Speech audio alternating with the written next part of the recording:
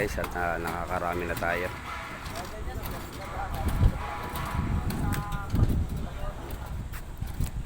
Yan at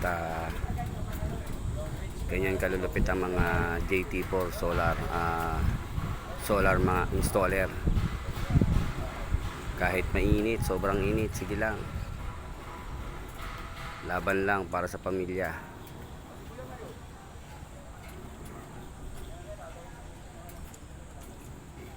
So yun, yung banda doon sa dulo hindi na makikita kasi pa-curve yung yung bubong na to. Para siyang dome arena ang design ng bubong. So yun, hanggang doon. Yan, ito hindi pa tapos, iaayos pa.